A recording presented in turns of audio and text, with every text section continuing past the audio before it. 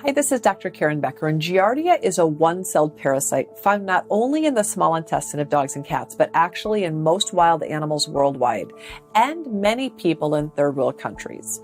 Meaning it's pretty much everywhere. You can find Giardia in rivers, in ponds, in puddles, and lots of other places. Giardia pet is infected.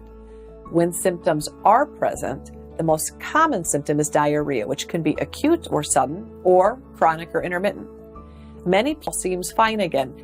Stools can be great for a week or two, and then the soft stool starts again. So it's this wax and wane on and off diarrhea that oftentimes never gets bad enough that pet parents call the veterinarian.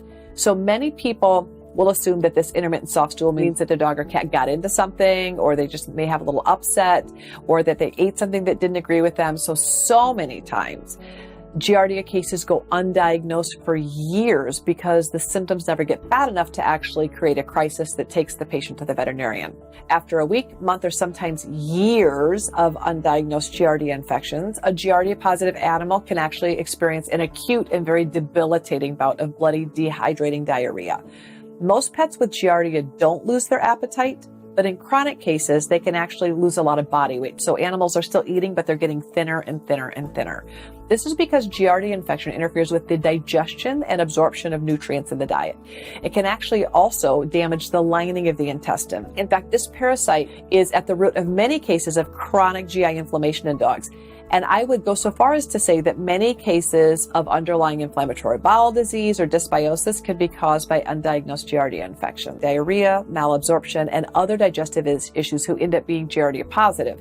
So this is something that a lot of primary care veterinarians don't always check for. The Giardia parasite is microscopic and it can't be seen with the naked eye, so that's another issue. So you can't assume because you don't see worms in the stool that your pet is Giardia negative. And unfortunately, the standard parasite test performed at most local veterinary clinics misses this pretty elusive parasite. In fact, estimates are that up to 30% of in-hospital fecal tests return a false negative, which means there's a lot of Giardia positive animals running around that your vet has told you are negative when really they're hosting the parasite. If you think your pet may have Giardia, I recommend you ask your veterinarian to send a stool sample, it's diagnosed via a fecal sample, to a commercial laboratory for analysis. And I recommend a specific test called an ELISA or a PCR test for the diagnosis of Giardia for any pet with a history of GI issues. A fecal ELISA or PCR test is preferable to the standard fecal flotation test at your vet, because it checks for the presence of Giardia antigens. A standard fecal float only detects Giardia cysts, which may or may not be shed in the stool sample of the piece of poo that you brought in. This is another reason why vets oftentimes will fail to diagnose the parasite early on, is that the stool sample that you brought in didn't contain the parasite, but the next poo will. So it's kind of hit or miss. Diagnosed with Giardia, your vet will prescribe medication to hopefully eliminate the parasite.